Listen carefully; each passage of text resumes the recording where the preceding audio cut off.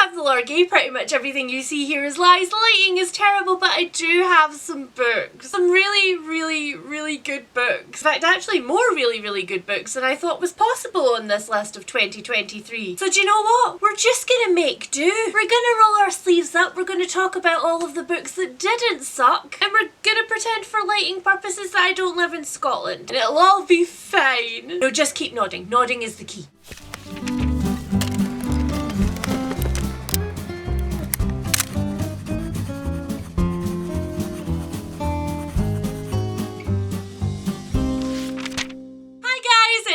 And welcome back to another video! I am so sorry if I still sound nasally in this video. This might be my best books of 2023, but it's very much not my best anything else. I have very definitely scraped myself together for this video. I ladled on concealer like I was plastering a wall. And as soon as I have finished this video, I will once again melt into a little sack of human nothingness on my couch, surrounded by all of the half-finished books that I've indulged in at the start of 2024. Some of which you never know may or may not make it onto this video next year. Because as the title suggests, this is my best books of 2023 video. Which is an interesting one this year, because although I would definitely say that I have had so much fun with reading in 2023, I would definitely not have said that 2023 was my best reading year. And I'm not talking there in terms of numbers, because technically for tracked books, 2023 was my best year on actual physical record. Because as I said in my worst books video, 2023 was very much the year of confronting all of my bad reading habits. And sometimes our brains aren't very nice to us, and deciding what's a bad reading habit versus just like a quirk of our personality and isn't something that we should beat ourselves up about can be kind of a fine line, you know? So anyway, although in 2023 I did record the reading of 104 books, and I loved some of those books, I loved some of them so much. When it came to putting together a top 10 for this video,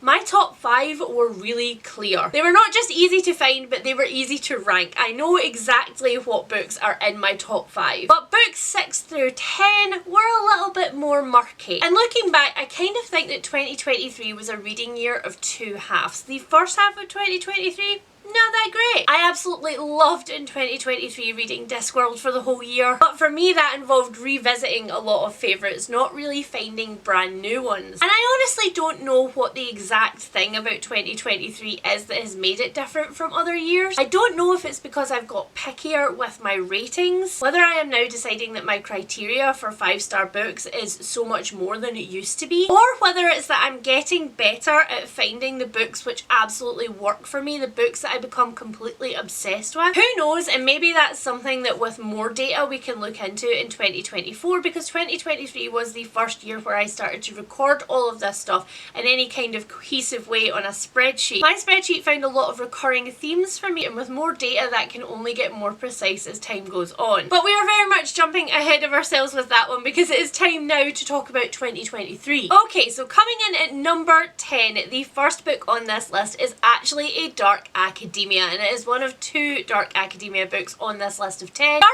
academia, when done well, is one of my favourite genres. The book that I'm talking about is The Things We Do to Our Friends by Heather Darwin.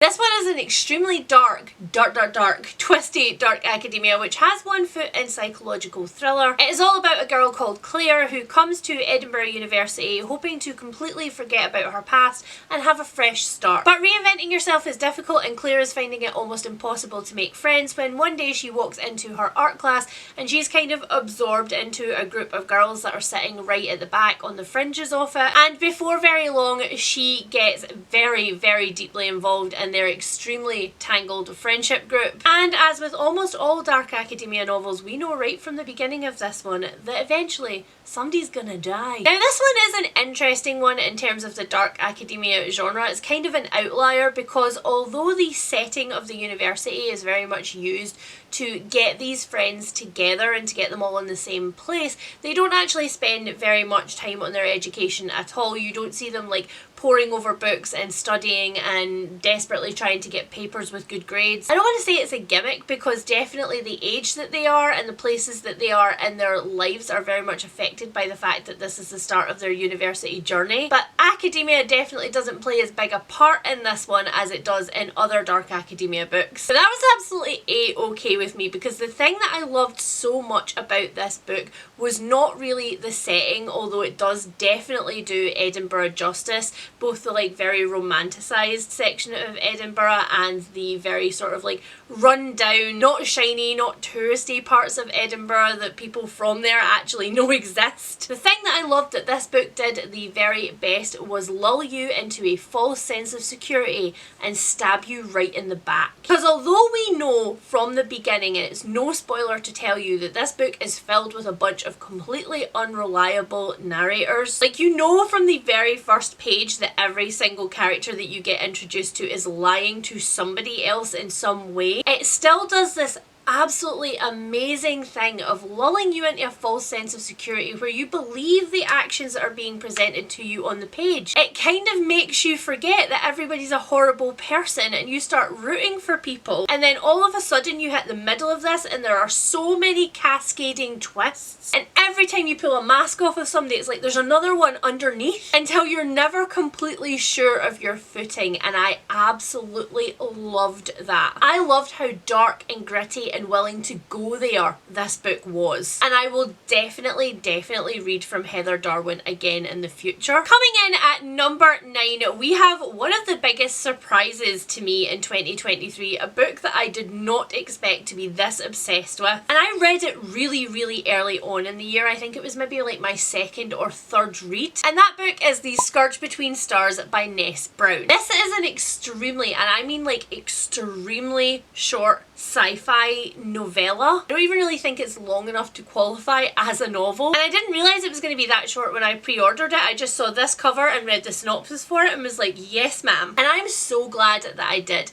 because you guys know that I am terrified by short books. Give me an 800-900 page fantasy tome, I am at home. I will revel in that shit. You will find me just rolling about in it. But a tiny book, a tiny weeny short book, no. I tend to not only not read them, but not buy them these days. There are very few things that slip through that net for me, and this one really only did it because I had no idea how short it was going to be. And it was definitely another ticky box for Leanne's brain, because I read it pretty much as soon as it came in my door, because I knew that if I just put it on my shelves, I was not going to look at it because it was going to intimidate me. So this one is about Captain Jacqueline Albright. She is in charge of a fleet of ships which are fleeing a failed Earth colony that was sent out years and years ago. It now has no resources, it has no way to keep people healthy, there's like very little food there, and so onto these ships they have packed all of the rations that they have left and they have set out back for Earth. All in all, we're in a pretty dire position, and Jacqueline is in a pretty dire position because she was not the captain when they set out. Her father was, but her father has taken himself to his quarters, he has locked the doors and he is refusing to come out or to speak to anybody. But as they are slowly limping back towards Earth, they simultaneously start to get these really weird garbled transitions coming through from other ships in the fleet who they then can't contact, and they also find that they have an intruder on board. This one is breakneck speed. This book was written to be a horror movie set in space. I will be so disappointed if this doesn't get optioned at some point to actually be a movie, because the suspense points in this and the reveals were insane. I spent so much time in the reading of this book like, no, I don't want it, don't show me it, don't show me it, show me it. The twists and the turns are so many, and I do not know how Ness Brown managed to shove all of them into like such a small space. On top of all of the other things that this book does really well, there is such a diverse cast in this book, of race, of gender, of sexuality. There are so many different age ranges of people all interacting in the same space and having to work together in here, and it's so good because it's so flawlessly done. You're just reading this book where these characters are presented like people and nothing about them is presented like a problem as it could be in other books. And that's not to say that Ness Brown doesn't do unpacking of some of this stuff in this book. They definitely do, but it happens so seamlessly that you don't even realise that these discussions are happening on the page until you're through one, and then you're like, This is how diversity should be represented, especially in sci-fi books where the world is so advanced and attitudes of now are so far behind us. That coupled with the absolutely amazing glimpse of like android politics, sentience and self-determination, it's just such a good book. And it's so short, but it's so good. I swear you are all sleeping on this. Now, coming in at number 8, we have the other dark academia book on this list. And I think this one is super interesting because it is so polarizing. Since reading this one, I have had so many conversations with friends who are like, I don't get this book, or I loved this book. I didn't understand what it was trying to do and it was so slow, or I loved luxuriating in this book and it was so twisty. Now, because it's on this list, you obviously know which side of the fence I fell on. This book is The Cloisters by Katie Hayes. It's about Anne Stillwell. She is a graduate of a very small university in a very niche topic. She studies the history of a certain type of Renaissance art, and she gets a job for the summer working at the New York Met. However, when she gets to the Met, she discovers that the person who offered her the position has been sent away. They've been given a very prestigious opportunity to go curate an exhibition somewhere else, and so there's effectively no job for her. That is until Patrick Rowland walks in. And Patrick Rowland is the curator of the Cloisters, which is a part of the Met that studies like Gothic art. It has gardens, and so Anne finds herself dragged into the curation of an exhibition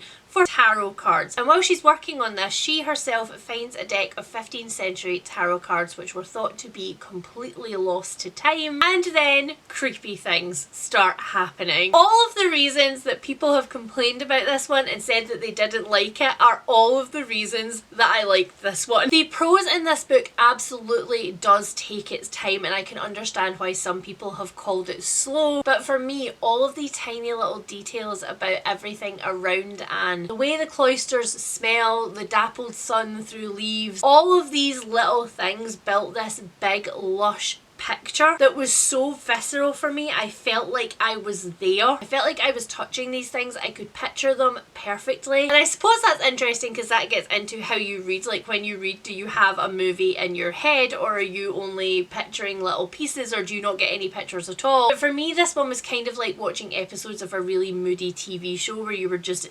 completely immersed in it for like the 45 minutes of that episode. And the way that choice was explored in this, like every single little choice that Anne makes affects something else. It is very much a web, a sequence of events, and there's a big sort of like underlying discussion of, is it fate? Are these tarot cards predicting things? Do we actually have any agency over changing where we end up in the end? And honestly, describing some of this out loud doesn't make it sound very much like a Leanne book. Like, I will grant you guys that. It doesn't sound like some of the things in here would be things that I would enjoy, especially because I usually hate having art or music described to me in books. I don't want 74 pages on this painting, but for some reason this one, And again, the friendship obsessions. The friendship obsessions in this one where you're just like, please stop, please stop, please stop. That's a bad idea. Don't trust that person. Too late. Oh god, she trusted that person. We're going there now. And unlike the things we do to our friends, this one has stuck with me and has haunted me and is one that I do want to reread at some point. Next up, coming in at number 7 is the first thriller on this list, and I don't really think that's going to come as any surprise to you guys. The percentage of thrillers that I read in 2023 was lower on average than any other year previously. This was one of the books that was picked for my Patreon book club, the Seance Society, and it's probably a good thing that it was, because it was very much in danger of becoming a rainy day book that I didn't pick up. And that book is Razorblade Tears by S.A. Corey. This is one of the most unique thrillers that I have ever read, and it is not because it's a thriller which massively hangs on the fact that there are tons of red herrings. Instead, it's a thriller which delves really, really deeply into a couple of topics which crumbled me into tiny little pieces and used me as a topping to a sadness pie. This book is essentially about two fathers. We have Ike, who is a black man who's been out of jail for, I think, 15 or 20 years by the start of this book, but as a black man with a record, he knows that no matter what he does now, he has to keep his head down and make sure that he doesn't get into any trouble. And so when police officers turn up at his door one day, he is terrified. He has absolutely no idea what he might have done. However, his world is absolutely rocked when those police officers tell him that his son and his son's husband have both been brutally murdered. And Ike has never really fully accepted the fact that his son was gay. It's been something that he struggled with since the fact was presented to him. But now there's no going back. There's no correcting that. There's no more time to take that back. Buddy Lee, on the other hand, is the father of Ike's son's husband, and Buddy Lee was completely ashamed that his son was gay, but his son was also completely ashamed that Buddy Lee was a terrible criminal. And by terrible, I don't mean he was bad at it, I mean he was very good at it. Buddy Lee has also seen the inside of the justice system, but he's very unrepentant about his life and still has numerous contacts in the underworld, which come in very useful when the two have to pair up and try to find out who killed their son. All the while having to unpick their own prejudices to look at their sons' lives as they lived them, and to grapple with the fact that although their minds are changing now, it's too late for their sons to see that. This book does not pull any punches. When I say that it is brutal and graphic at times, I really mean it. I mean, I feel like the synopsis of this one gives you enough of a clue about where it might be going, and ultimately it is a thriller that is a revenge story. Talking about this book out loud still makes me want to cry every time I do it. This list is actually quite interesting because I don't actually usually have a full actual cry at a book. I feel the emotions, but it doesn't usually like come out loud. But a couple of the books on this list have elicited emotions from deep within me that have just like poured out of my face. Watching these two men try to navigate not only each other because they don't like each other, they are not predisposed to like each other, they don't come from each other's worlds, and despite the fact that they have both had this past that has had law enforcement in it, that doesn't mean that they both have the same ideals or the same thoughts about the world, because they very much do not. Watching them work together and unpick the thoughts that they're predisposed to about each other before we even get to the things that they think about their sons now was just shattering. It was utterly shattering. But saying this book is emotionally shattering makes it feel like it's not a breakneck thriller ride, which it absolutely is. I raced through this. I read it so quickly. I had the audiobook and I had to put the audiobook down so that I could read it faster with my eyeballs. And the audiobook of this is fabulous. Like, if that is your preference of how you read books, then definitely go for that. I defy you to not be emotionally imploded by this book. Next up, coming in at number 6, so the last book for the kind of like bottom of my list where I wasn't sure where to rank things, we have got a book that sat on my shelf for literal years before, for whatever reason, I decided that it was time to resurrect it from the dust of my shelves, and I promptly kicked myself, like beat myself about the head with the book, because how could you let that sit on your shelves for so long, this book that you loved so much? And this is my issue with rainy day books, guys. Stopping myself from having the pleasure of finding these books that I absolutely know that I'm going to love is just dumb. I want to stop putting off the things that I think I will love, because if I hadn't done that, I would have missed out on The Other Bennett Sister by Janice Hadlow. The Other Bennett Sister is a retelling of Pride and Prejudice, and I am extremely picky about my retellings. You just kind of have to go with a synopsis and hope that it's going to do a thing that you like. And luckily this one did exactly that. This was a top tier retelling, like top shelf, the best of the best retelling. This one follows Mary Bennett. She is the sister right in the middle. She is the religious one, the studious one, the quiet one, the moralizing one, the one that everybody is over. And this one is not really a retelling in the traditional sense either, because the Pride and Prejudice part of this book is really only like 1/3 to maybe a quarter of the book. And for that little portion of the book, we do follow the plot of Pride and Prejudice. Mary does watch her sisters get married off, she watches Mr. Collins come into her life, etc. But the rest of the book happens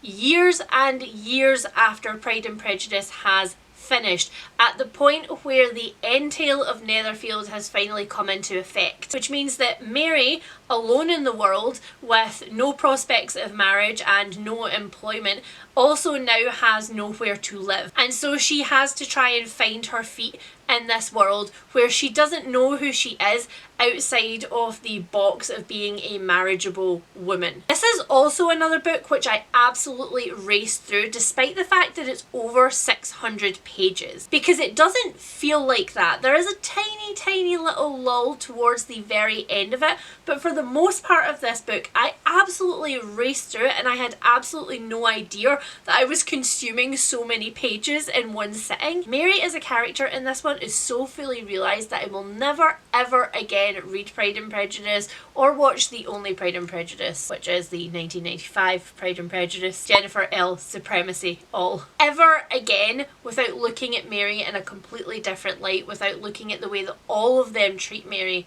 in a completely different light, because she is really left in this world asking herself, what is she for? What is the purpose of her? If she can't fulfill what her parents wanted, if she can't fulfill what society wants, what is she for? And watching herself find exactly what she is for, and watching herself find her people, find a kind of found family almost that she didn't expect to so fully mesh with, is magical. And of course there is a love story in this book, but the love story for me was almost secondary, because while I was very much rooting for the love story, and while I was also very happy that Janice Hadlow did not do a very obvious twist, which she kind of dangled around like she might be doing at the start, it wasn't really about the love affair, it was watching Mary develop through the love affair, and it was so good. The writing was just so rich and perfect in this one. There were so many little details about society and about clothing, manners, and about the things that they ate and how they travelled and stuff, which were just seamlessly woven in here, so I didn't feel like I was learning anything as I was reading it.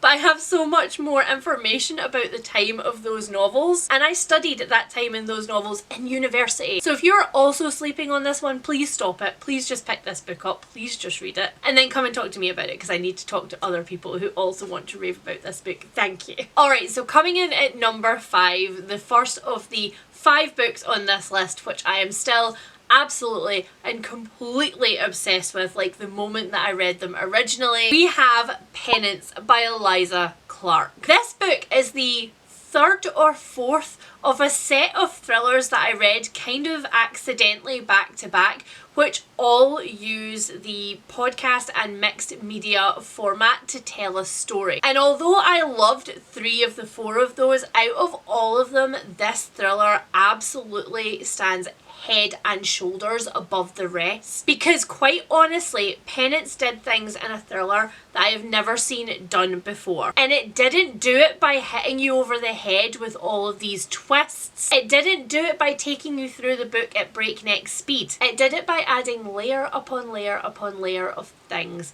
facts, different people's beliefs, timelines, seemingly completely improbable things that happened, and then going, what do you think? It was twisty for entirely different reasons from any other thriller on this list or anywhere else. And that is because the conceit in this book is that it is actually written as if it was a non-fiction novel, and in fact there is a preface at the beginning of it which is like, so this book was written and it was put on shelves and then it was recalled following a court case. However, we as the publishers believe that everybody has the right to their own truth, etc, etc, and because of the results of this court case, which you find out later on in the book, we have decided to republish an updated version of this book, and here you hold it in your hands. And this non-fiction book that you are holding is actually a true crime book set in a very small town in England, a little seaside village where a friendship group of 4 teenage girls imploded,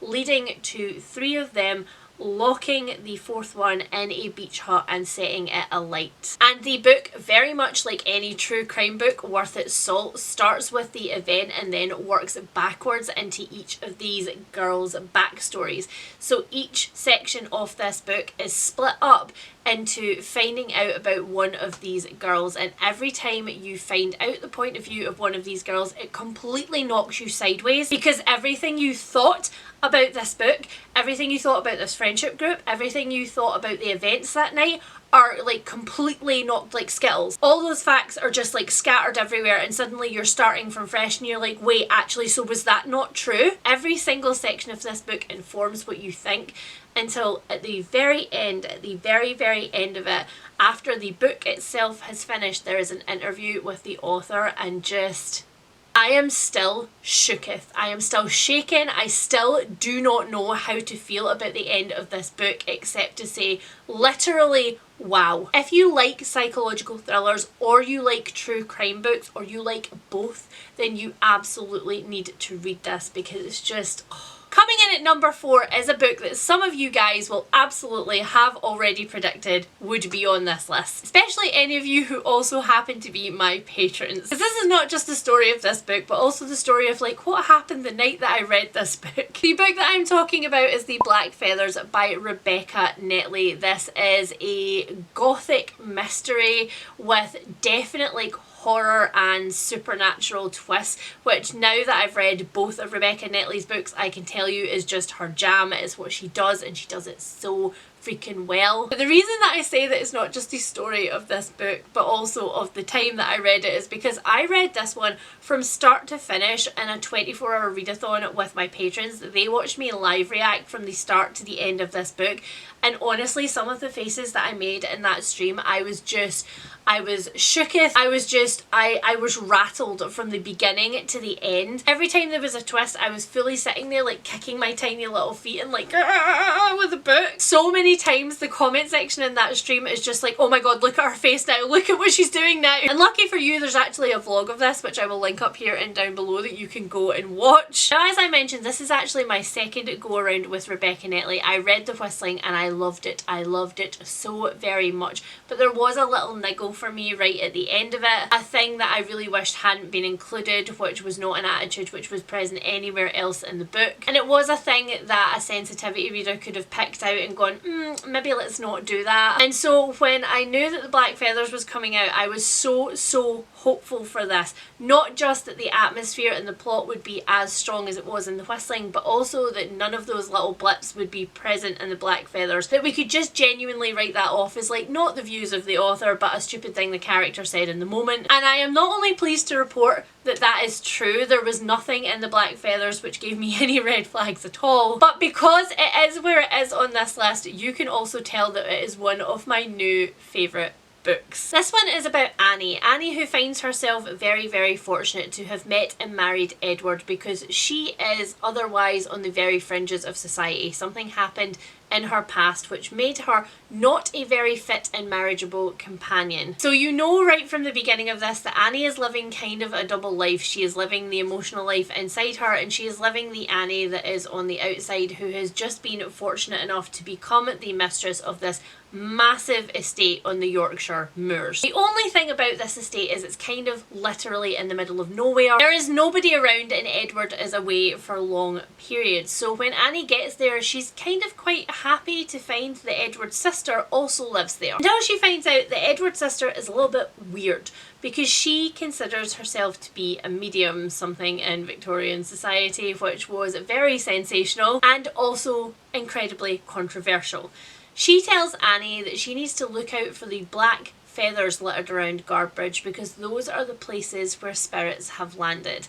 Annie, not wanting anything to do with this, tells Edward that she's not very comfortable with it, but Edward begs her to sit in on his sister's seances to make sure that they don't go too far, to make sure that they don't do anything which might disgrace their family. And so she does. But what comes through in those seances was not something that she ever expected, and suddenly Annie's secret from her past might just be exposed by the least likely person ever. This book, you guys, oh my god. It had flavours of Rebecca in there. There's a character that is very like Mrs. Danvers, who you're never entirely sure is on anybody's side. It had flavours of Jane Eyre, with this huge old gothic estate in the middle of nowhere, with these rooms that have lights in them sometimes and have sounds in them that you just can't place. There were little hints of Agatha Christie's writing in here too, of the way that she layers plots and drops little clues all the way through. And I just had the best time time. I had the best time with every single reveal in this one, and there's so many of them.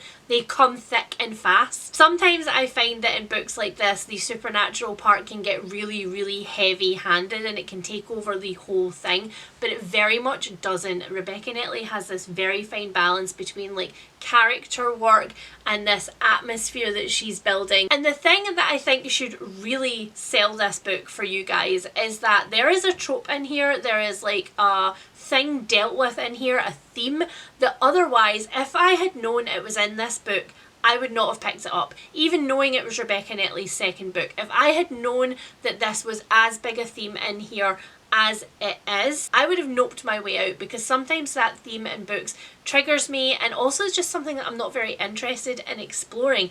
And yet somehow I was consumed, and yet somehow Rebecca Netley made it so that that was the only thing that I wanted to read ever again. I didn't want the end of this novel to come. Like, it was great that I finished it in the 24-hour readathon, but I was gutted that I had finished it at all. And I think it's safe to say that Rebecca Netley is now one of my favourite authors, and I will be 100% jumping on her third book, which is set to come out at some point in 2024. Now, coming in at number 3 is the one and only non-fiction book on this entire list, which is kind of surprising for me because I do read a lot of non-fiction, and usually there are 2 or 3 on this top 10 list, but not this time. And that's partially because no other non-fiction that I read in 2023 could possibly hope to touch this book. The minute that I started reading this, the minute that I got to like page 30 in this book, I said out loud to everybody around me, this is going to be on my top 10 books list, and I will be very surprised if it's not in the top 3. And sure enough, here it is, exactly at number 3, exactly where I predicted. There are very few books in life, I think, where you pick it up and you immediately get that vibe. The book that I'm talking about is About a Son by David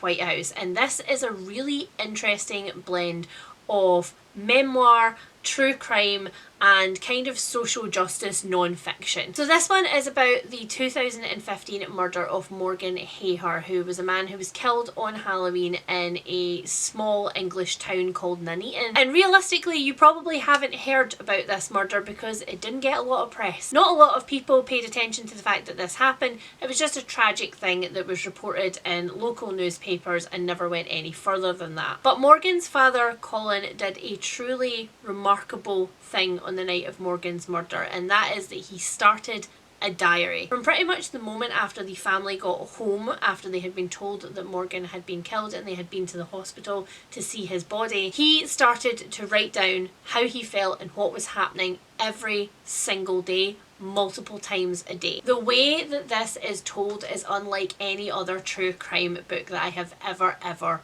read, because it is based entirely on Colin's thoughts, but those thoughts have been organised in such a way that this also kind of reads a little bit like fiction. It's kind of dreamy when you're reading it. David Whitehouse has created this really intricate blend of Colin's original diary entries and his original words, and all of the work that he's done, the hundreds and hundreds of hours that he has put in interviewing Colin, interviewing other members of Morgan's family, looking into the town of Nuneaton, looking into the court case. And so while you are reading this, you are simultaneously held in this like bubble of emotion that David Whitehouse has created around Colin's diary entries, but you are also furiously turning pages to try and see what is going to happen in this book, to get to the justice part, to get to the court case. But as with many other court cases in the UK like Morgan's, the family was really not supported through it.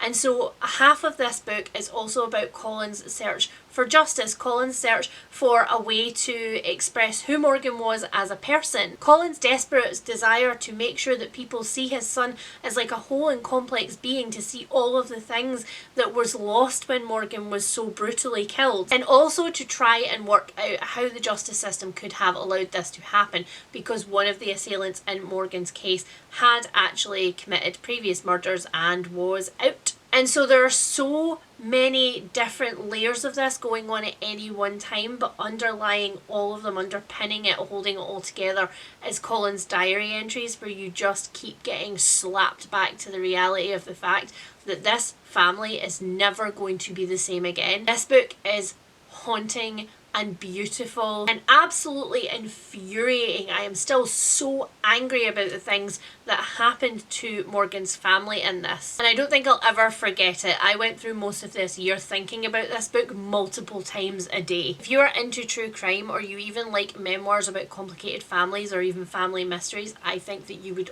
love this book, and it so deserves more press than it has been given. And we're just going to pretend that I didn't have lipstick on my teeth throughout most of this video. If you saw it, no you didn't. I'm sick, guys, you can't hold me to high standards. So finally we are at book number 2 on this list, and I think this book is actually going to surprise a few of you. For those of you playing Leanne Bingo at home, please now go down to the comment section and let me know what your prediction is for book 2 and book 1 on this list. What do you think came in at the number 2 slot, and what do you think is my favourite book? I am very excited to see what you come up with, because I think that this one might genuinely come a bit out of left field. The book that came at number 2 in my top 10 of 2023 is The Kaiju Preservation Society by John Scalzi. I know, right? Who expected this like comedic sci-fi to have made its way so far up my list when I read it so late in the year? But guys, I absolutely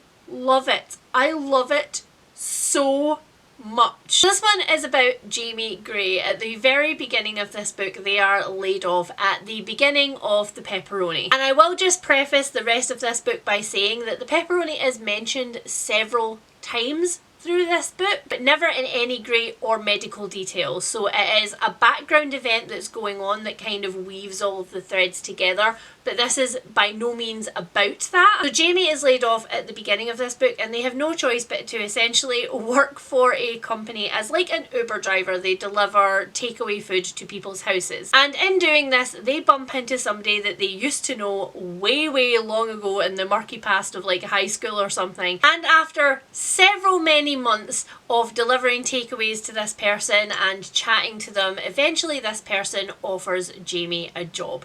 And that job is unlike anything that Jamie will have ever done in their life before. But their little queer found family who are living in their New York apartment are very close to the brink of having to break up. So they are willing to do pretty much anything that they can to keep this little group together, including walking through a hole between worlds into a world where kaijus exist. Kaijus essentially being Godzilla, and working with a team of scientists who are studying not only this other world but also the kaijus, and who are literally there to preserve them. And therein, my friends, lies the heart of this book. The heart of this book, which is essentially, this book is Jurassic Park, but without the big catastrophic bit at the end where the park blows up. It is for all of us who grew up as dinosaur geeks with Jurassic Park, like our dreams come true. It is Jurassic Park catnip, because essentially Jamie gets to go to this place, they get to learn in intricate detail how all of the things work, which you also get to hear as a reader, and they get to participate in looking after these kaijus with a really fun plot in the background, because of course it's John Scalzi. There was never not going to be a plot in the background wherein there is a lot of running and the threat of people dying and a mystery to work out. That's just John Scalzi's trademark. But meanwhile, you are with Jamie as like a member of this team who are looking after these dinosaurs, and who are essentially doing all of the things in Jurassic Park before it went tits up. All of the things before bad things started happening, and it's perfect. It's just perfect. It's joyful, it's funny, it's irreverent. There are so many times where I laughed out loud during this, so many times, and I just wanted more details. Usually in a book like this, if it was just like endless details of how this place works and how we preserve the kaijus and how we make water and all those kinds of things, if it was all that kind of stuff, I would be bored senseless. Those are the kinds of sci-fi novels where I'm just like, snooze. I don't want to know how the technology works. I want to know what the characters are doing. But in this one, I was like, just give me more of it. Give me more. And that's because John Scalzi knows exactly what he is doing. He is writing for fans of Jurassic Park. He is writing for all of us who ever wanted to work there and just make the dinosaurs happy. And as I said when I reviewed this one in my tops and bottoms, there is an author note at the end of this wherein John Scalzi is like, listen, I wrote this book because I was stalled on writing another book. It was the pepperoni. I have never not turned in a book on a deadline before, And this was what happened. This just came out of me and it was like a joyful interlude, and you're supposed to read this book and have a ton of fun with it and then go on and read another book. And that is exactly what this did, except I have never stopped thinking about it and I want to read it again pretty much immediately. And a fun thing about this book, which was pointed out to me in the comments section when I actually reviewed this on my tops and bottoms, is that Jamie is never actually gendered throughout this book. Like, at no point are we given a physical description of Jamie or any kind of hints as to how they might identify. And the only reason why I assumed in that review that Jamie was white male was because the audiobook is narrated by Will Wheaton, who narrates quite a lot of John Scalzi's audiobooks and a lot of sci-fi audiobooks, obviously. But Jamie themselves is never actually gendered, which I think is really cool. John Scalzi just knows what he's about, and honestly I didn't think anything was going to ever top Fuzzy Nation as my favourite sci-fi novel ever, but the Kaiju Preservation Society is very close as a second. And now here we are, my friends. It is time for the #1 book on my top 10 books of 2023. And quite honestly, if you guys haven't guessed what it is in the comments down below, I'm going to be real disappointed in you. But I will say that although this is the book that I've put in here as the top book of 2023, it's really kind of a placeholder for the top series of 2023, because I read 4 of these books out of the 6, I had to do the maths, out of the 6 that are currently published, and we are waiting on a publication date for the 7th and final book in this series. So quite honestly, this is not just my top book of 2023, but it is one of my top series of all time. Like, this series is now one of my god tier favourite series. It's up there with Robin Hobb's Realm of the Elderlings. It is up there with the Lockwood & Co books by Jonathan Stroud. It's up there with the Aaron Falk books by Jane Harper. It is just a perfect series for me, and that is, of course,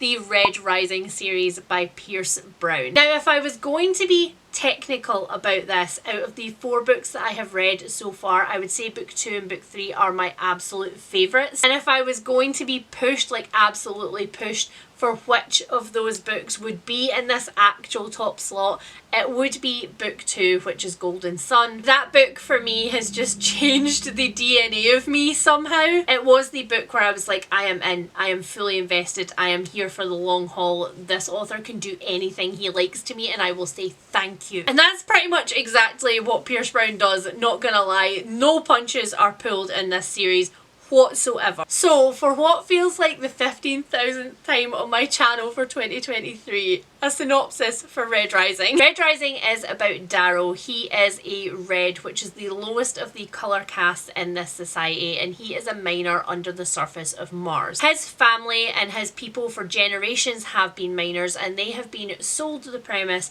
that they are the only people who can mine this extremely valuable substance, which is the only thing that can be used to terraform the surface of Mars to move the dying people of Earth over to the surface and to save humanity. So although Darrow's people know that they have very much got the short end of the stick in this one, they do think that they are doing something for the greater good, and so therefore the sickness and rations and starvation, etc., which they go through seem to have a purpose, until one day something awful, truly awful, happens to Darrow's family, and he is taken by someone to the surface of Mars, and he is shown that for generations the surface of Mars has been terraformed and that there are whole civilizations up there, and his people have been sold a lie and kept in slavery. And now, with nothing to lose, Darrow consents to be changed somewhat and to go undercover in the training academy for the Golds, which is the highest echelon of this society, and to bring down this society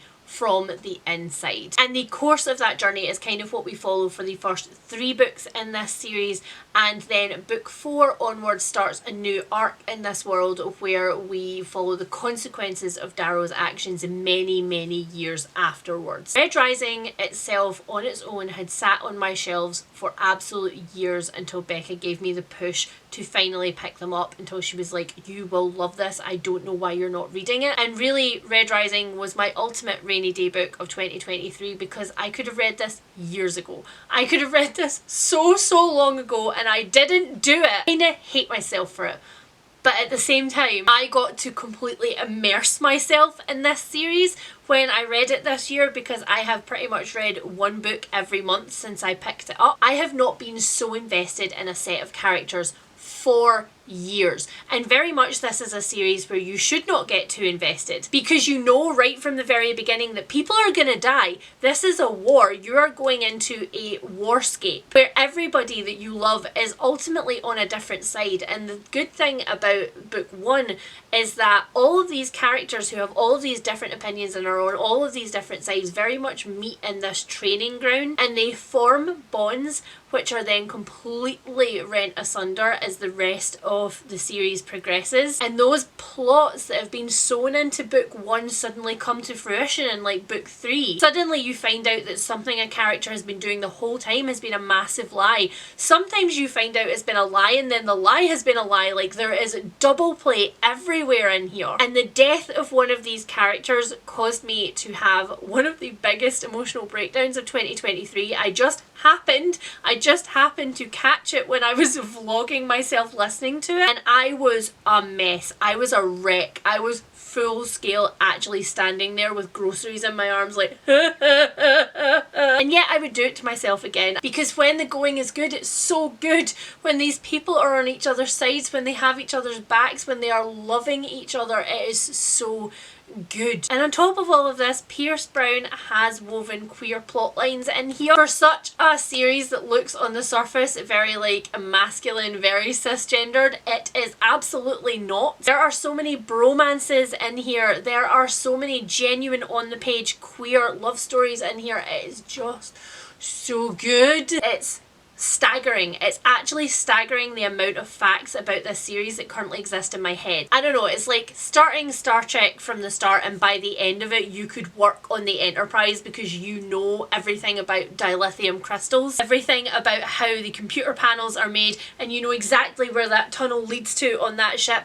It's exactly like that. You have so many niche little details by the end of this. Oh, and on a final note for this series, if you love audiobooks, if you love listening to audiobooks, the audiobooks of this series are absolutely phenomenal. Book 4 of this series becomes a multicast point of view, and we actually get multiple different narrators in that book. And in Dark Age, for some reason for Lightbringer, they've gone back to just the original narrator of Darrow, but I'm not really worried about that because the original narrator is so freaking good. So if you were like me and you have been sleeping on this series, then please stop sleeping on this series, merely because I need more people to talk about it with. Okay, thank you. And that's it, guys. I can't believe it. Somehow we are at the end of my top 10 of 2023 list. If you have got this far through the video, then leave me the little trophy emoji down below, and please also tell me what your number one book of 2023 was. As always, if you have read any of the books on this list and you have also loved them or hated them, then please tell me about that down below in the comments. And if there are any books that you think I would love based on any of the books on this list, then please do not hesitate to also let me know that, because 2024 is what?